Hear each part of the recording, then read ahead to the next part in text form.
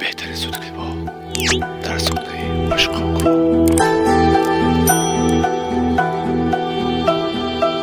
رفتی از پیشم که جای من برات کی زندگیشه، لعنتی هر جا میرم خاطره هامون زنده میشه. پا گذاشتی رو دلی که بعد تو میدونی دیگه آرزوش مرگ همیشه. طاقت ندارم این روزا هر جا که میرم همه دنبال بهونن، لابلای تن هاشون بحث و سمتت میکشونن، دنبال زخم زبونن. عادت ندارم من به این اوضاع چقدر بی معرفت میشه یه آدم. آبرو واسم نذاشتی حتی پیش خونه بارم، همه چیمو پات دادم.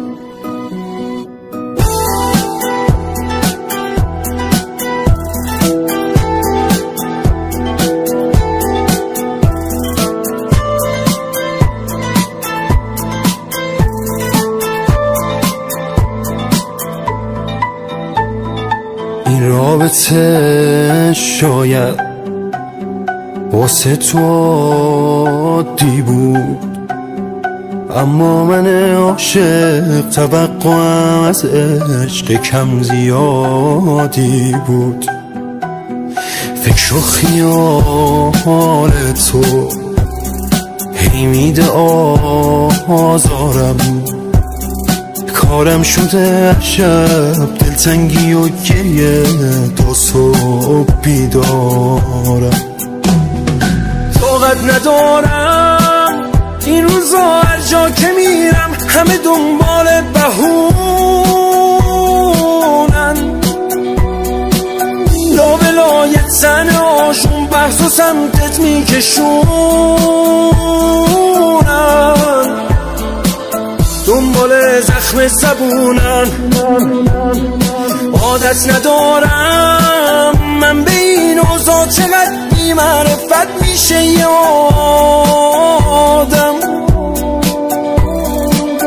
آبرو واسم نذاشتی حتی پیش خونه بارم، همه چیمو پات دادم.